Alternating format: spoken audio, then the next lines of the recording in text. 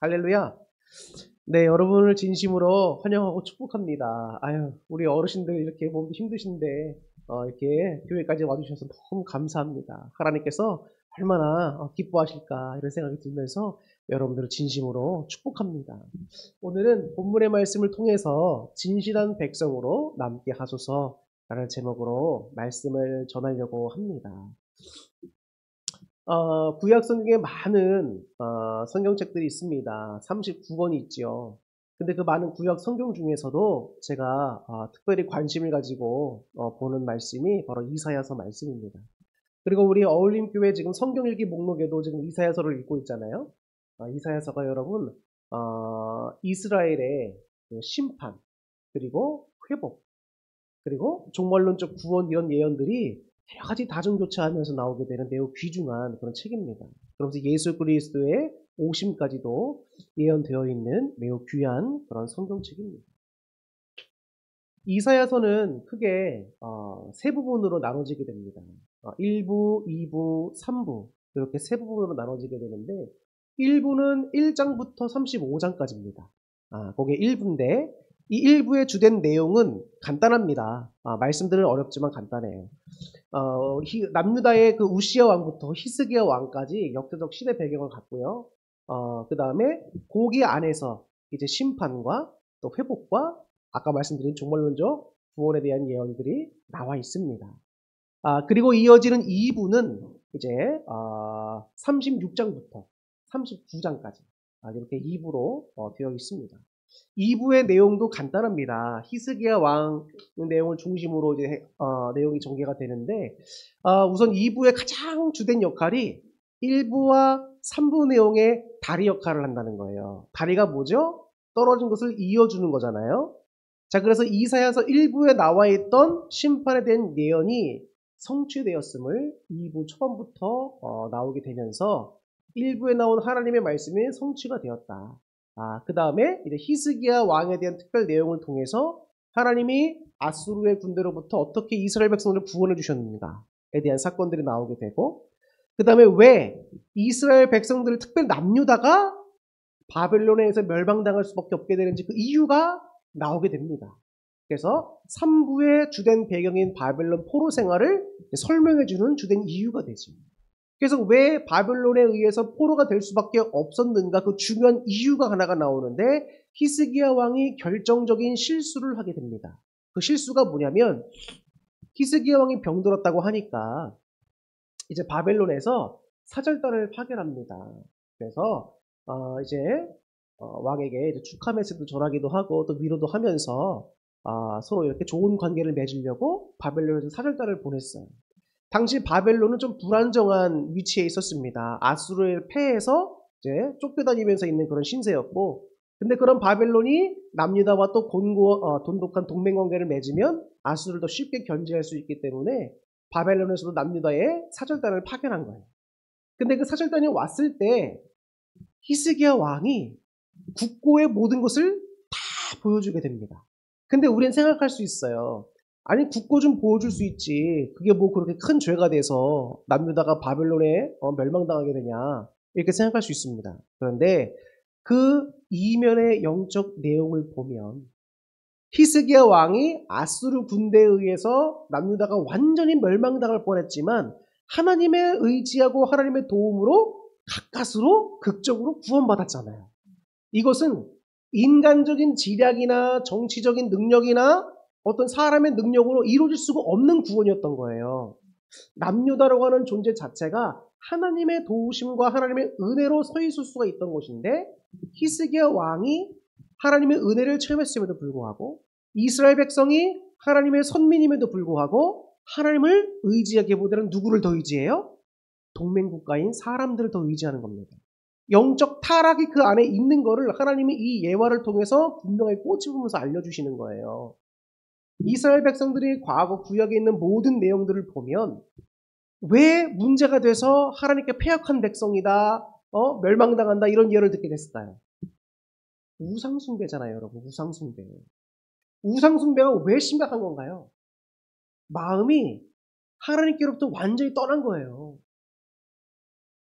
우리는 하나님의 신부라고 되어 있지 않습니까? 그죠? 신부가 자신의 신랑을 순결하게 사랑해야지. 맞는 거잖아요. 그런데 내 순결한 마음을 다 접어두고 내 남편을 사랑하기보다는 엄한 남자를 사랑한단 말이에요.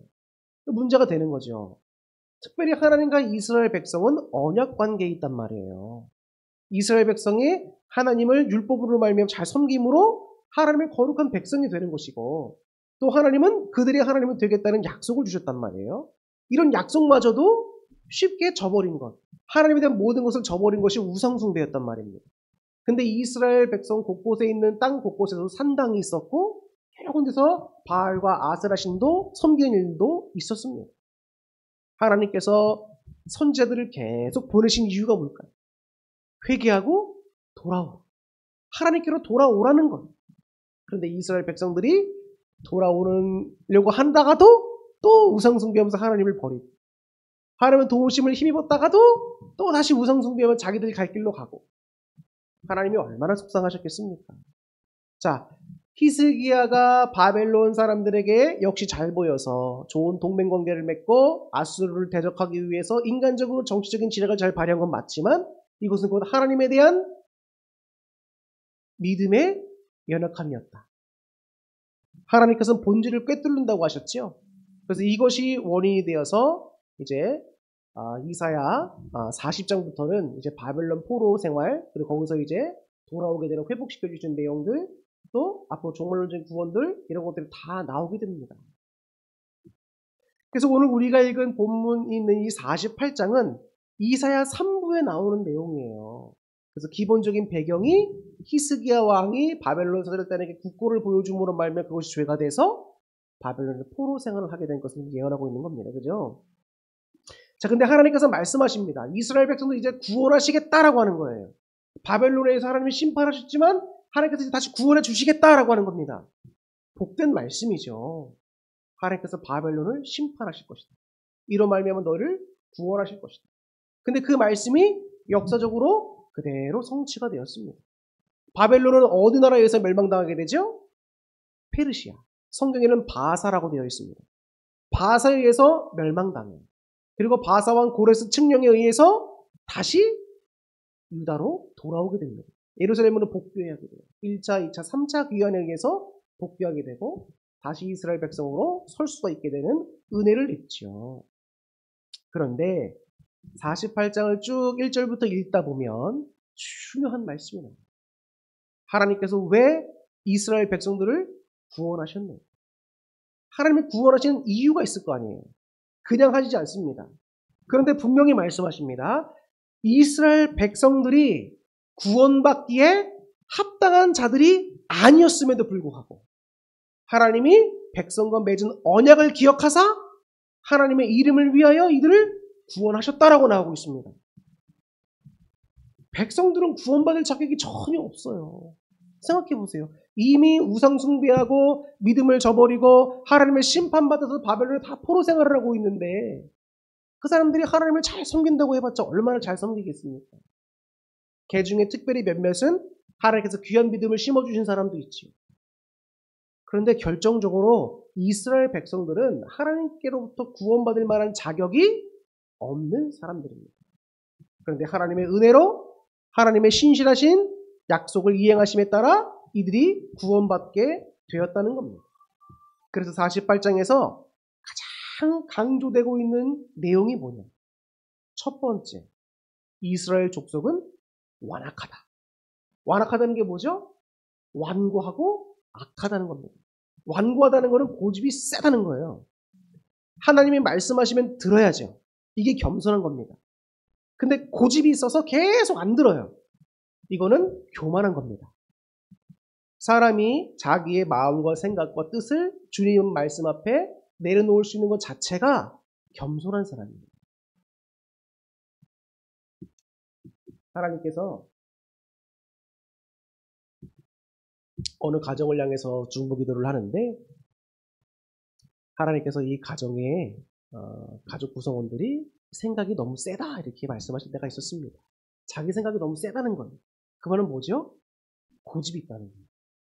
하나님이 역사하시고 말씀을 통해서 하나님의 귀한 역사를 이루고 싶으신데 이 사람들의 고집이 너무 세니까 하나님의 말씀 다 튕겨내고 자기 생각대로 막 행동하면서 가는 거예요. 이렇게 해야 하나님이 원하시는 거겠지? 이렇게 해야 하나님이 기뻐하시겠지?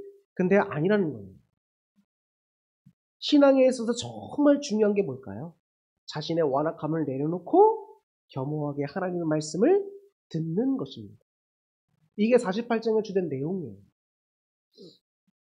자, 말씀을 보면 이스라엘 백성들이 얼마나 패역한 족속이었는지 1절부터 보면 나와 있습니다. 제가 쭉쭉 한번 읽어봐 드릴게요. 1절을 보면 이스라엘 자손은 진실하지도 않고 공의가 없는 자들이다 라고 나와 있습니다.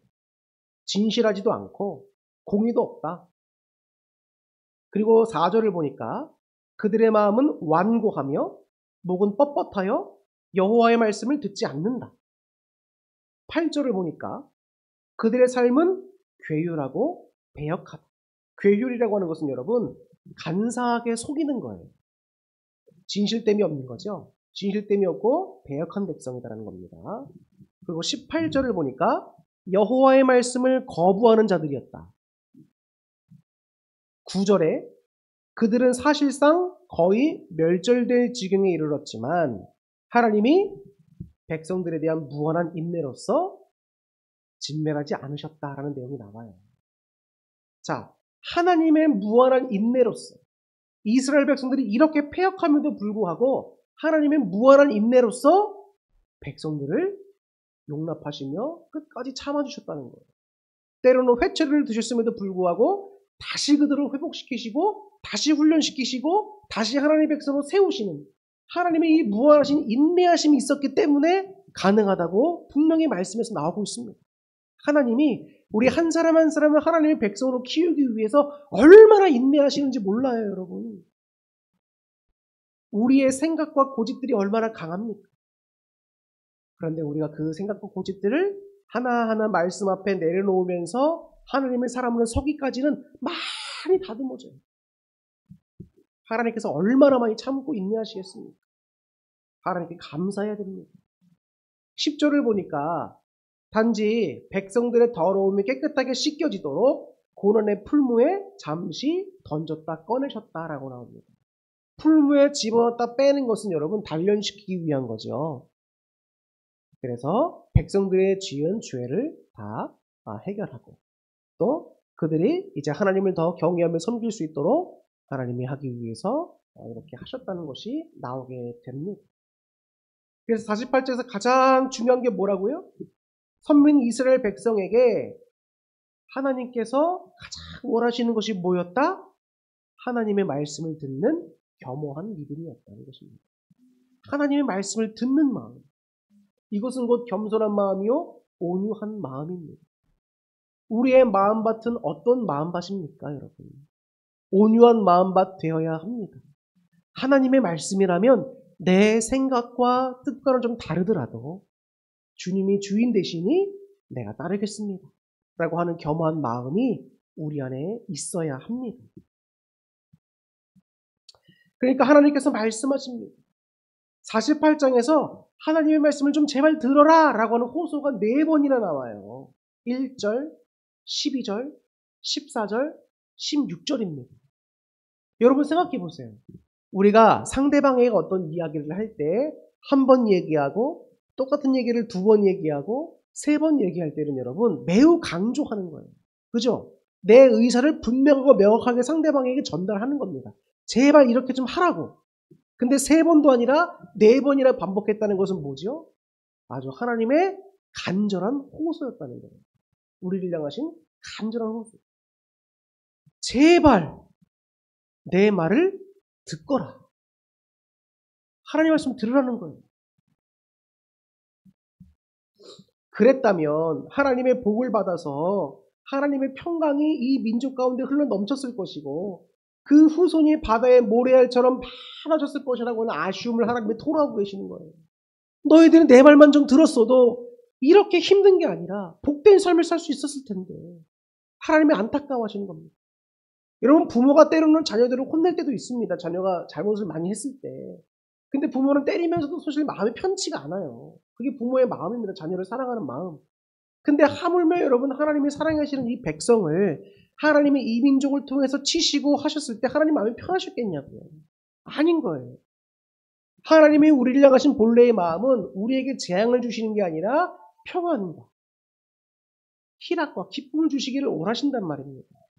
복을 주시기를 원하시는 게 하나님의 마음이에요.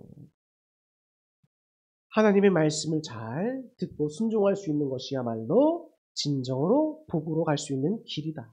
그런 것을 잘 기억하시기 바랍니다. 기독교 방송 드라마에 실제로 나왔던 내용입니다. 오래전에 나왔던 내용이에요. 그 기독교 방송 드라마에 맹인이면서 목사님이셨던 윤인수 목사님의 간증거리가 드라마로 돼서 방송된 적이 있습니다. 중병으로 앓아누워 있는 이 어머니를 간병하기 위해서 어린 소년이었던 이 윤인수 목사님이 길거리에 나가서 신문도 팔고 구두 닦기도 하면서 이제 어머니를 잘 보살피는 생활을 했습니다. 소년이면서 신문 팔고 그다음에 구두 파는 게 쉬운 일은 아니었죠.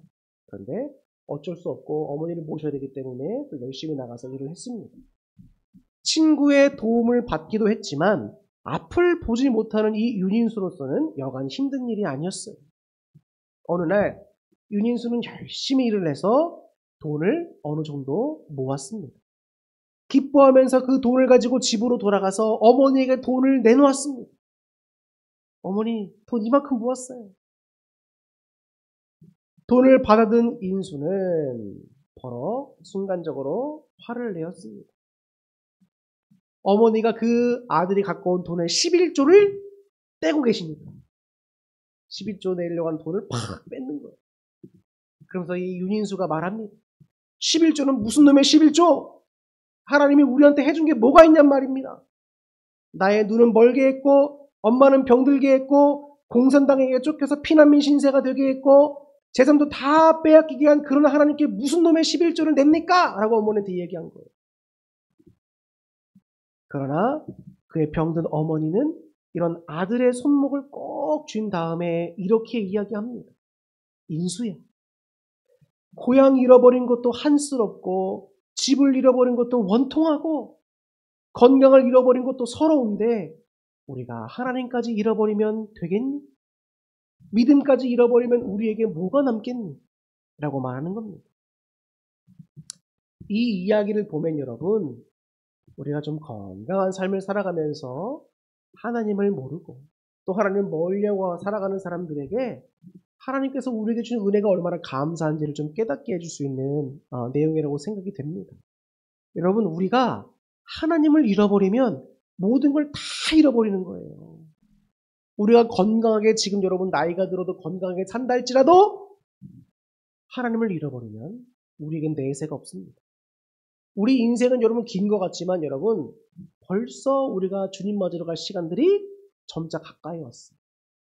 여러분들은 저보다 나이가 한 30년 이상 더 사셨지만 저보다 여러분들이 주님 뵈러 가려면 더 가깝겠지 않습니까? 그러면 여러분 보세요. 내가 아무리 이 땅에서 돈이 많고 건강하고 누린다 할지라도 주님을 잃어버리면 그거면 다 잃어버린 겁니다. 그렇지 않겠습니까? 하나님께로 돌아와서 진실과 겸손한 마음으로 순종하며 섬기게 될 때에 우리는 주님께로부터 놀라운 은혜를 받아 누릴 수가 있게 되는 겁니다. 그리고 우리는 여러분 진실된 믿음으로 인내할 수 있어야 돼요. 주님이 오시겠다고 약속하셨는데 인간적으로 볼 때는 차일피일 미뤄지는 것 같아요. 주님이 오신다고 한 지가 벌써 2000년이 지났는데 아니 아직도 안 오십니까? 라고 생각하면 사람들이 예수님의 재림에 대한 신앙이 옅어지고 믿음이 흔들릴 수도 있습니다. 근데 이거는 여러분 역사적으로 증명된 사실이에요. 말라기서를 보면요 여러분 말라기서는 언제 쓰였냐면 느헤미야가 이제 3차로 바벨론에서 포로 경공 도시에 이끌어서 온 사람 아닙니까? 근데 그 느헤미야가 이제 3차로 이스라엘 백성들을 데리고 왔고 다시 잠깐 바사국에 갔다가 다시 돌아와서 종교개혁을 일으키게 되는데 그때 하나님이 말라기 선지자를 들어 쓰시면서 느헤미야의 종교개혁을 이 예언의 말씀을 통해 돕게 하십니다. 그런데 보세요. 1차 수르바벨 귀환과 3차 귀환인 느헤미야 시대까지 여러분 거의 한 1세기 정도가 흐른 시간인 거예요. 거의 1세기, 1세기는 100년 가까이 흘렀다는 얘기입니다. 시간이. 그러다 보니까 수르바벨, 그 다음에 에스라 1, 2차 귀환했을 때 그 성인들은 이미 종교개혁을 에스라를 통해서 한번 했습니다. 그러니까 어른들은 하나님 말씀대로 다시 살겠습니다 라고 했지만 그 이후에 그들의 자녀들 있지 않습니까? 자녀들은 굉장히 힘들고 어려운 상황에 처해서 살아야 됐어요. 왜 그랬냐면 자, 이 당시의 삶이 매우 암울했습니다. 왜냐하면 이스라엘 백성들이 바사, 페르시아 제국으로부터 어느 정도 남유다의 자치권을 얻었어요. 그런데 아직도 바사의 식민국가였잖아요. 그죠? 그렇기 때문에 식민국가로서 또 여러 가지 해야 될 책임과 의무가 있습니다. 조금도 바쳐야 될 것이고. 그런데 생각해 보세요. 지금 아직도 그 이스라엘 민족의 공동체는 완전하게 다 잘 잡은 상태가 아니란 말입니다. 근데 거기다가 가뭄이 오고 흉년이 오고 또 사회적으로 보면 바사 왕국이 약해짐으로 말미암아 주변에 있는 국들로부터 막 약탈과 위협이 많이 있었습니다. 얼마나 불안한 삶을 살아야 됐겠어요. 근데 부모님 세대들은 신앙 고백해서 했지만 죽을 사람들은 죽었고 이제 그 후세대 사람들이 제사장이 되고 또 다른 종교 지도자가 되고 또 다른 사회 구성원이 됩니다. 근데 이런 사람들에게 남겨진 현실은 너무 척박한 거예요. 그러다 보니까 어떻게 되죠? 신앙이 병들기 시작하는 겁니다. 하나님께서 분명히 예언해 주셨죠. 이스라엘 백성들을 구원해 주실 거다. 그리고 강력한 메시아 왕국을 통해서 바벨론으로부터 독립하고 이제 완전한 메시아 국가를 이룰 것이다. 근데 그 메시아가 안 오잖아요. 예수님이 재림하시겠다고 했지만 아직도 지연되고 있는 것처럼. 그러니까 사람들이 메시아 기대 사상을 다 저버렸었습니다. 야, 메시아가 올 거야 라는 얘기를 하면 그 당시에는 이제 어떤 분위기였냐면 아휴, 저 아무것도 뭘 모르는 놈이네 저거. 오긴 뭘 오냐? 이런 분위기였다는 거예요. 이런 분위기 속에서 여러분 신앙이 얼마나 또 타락해져 갔겠습니까? 종교개혁이 왜 일어나죠? 심각하게 타락했기 때문에 일어나는 거예요. 신앙생활을 잘하면 종교개혁은 필요 없습니다. 근데 하나님은 느헤미야를 통해서 말라기 선지자를 통해서 또다시 종교개혁을 일으킨다고 하는 것은 백성들의 마음속에 하나님이 하신 예언에 대한 말씀을 끝까지 인내하면서 지킬 수 있는 진실된 믿음이 없었다는 거예요. 사람의 시간으로 길어지다 보니까 아이고 하나님 거짓말 하셨나 보다. 잘못 말씀하셨나 보다. 안 이루어지나 보다. 이렇게 되면 안 된다는 겁니다. 하나님의 말씀은 반드시 이루어져요. 그 말씀이 이사야 1부의 내용이 2부에 성취된 걸 분명히 나타냈다고 말씀하셨죠? 하나님의 말씀은 반드시 이루어집니다. 그러나 그 때의 결정권은 오직 우리 하나님께 있어요. 그럼 우리가 해야 될 일은 뭡니까? 끝까지 진실되게 하나님이 하신 말씀이니까 이루어진다는 것을 믿고 우리가 나가야 되는 거예요. 현실이 아무리 암담하고 어렵고 괴롭다 할지라도 주를 향한 믿음을 버리면 하나님을 내버리면 우리는 모든 것을 다 잃게 되는 거예요. 예수님이 오시기 전에 이 땅에 큰 환난들이 있을 겁니다. 믿는 사람들에게 매우 힘든 환난이 다가올 거예요. 그때 우리는 여러분 어떻게 해야 됩니까? 지금 생각만 해도 머리가 지끈지끈거리잖아요. 그 환난의 때를 우리가 어떻게 견뎌야 될까? 우리가 뭘 한다고 견딜 수 있겠습니까? 주님이 우리의 믿음을 도와주셔야 견디는 거지. 주님께서 말씀하셨어요. 내가 그 환난의 날을 감화해 주지 않으면 믿음을 지킬 자가 아무도 없다. 하나님께 소망이 있는 거예요. 오늘 이 말씀을 통해서 요약하면서 마치려고 하는데 첫 번째 여러분들에게 드렸던 말씀이 뭡니까? 우리의 마음을 완악함을 저버리고 온유한 마음으로 하나님의 말씀을 잘 들어야 된다. 그게 복이라는 거예요. 그리고 두 번째는 하나님이 하신 말씀은 반드시 성취가 된다. 그렇기 때문에 그 성취되기까지 어려운 일이 있고 환경의 영향을 받을 수는 있어도 그 진실된 믿음을 꾸준히 유지할 수 있도록 말씀과 기도 안에 우리가 서 있어야 된다는 거예요. 진실된 믿음으로 하나님의 말씀을 들으시고 순종하시고 진실된 믿음으로 주님 오실 그날까지 승리할 수 있는 종국에는 최후 복을 누리고 승리할 수 있는 정말 저와 여러분 될 수 있기를 주님의 이름으로 축원합니다. 기도하겠습니다.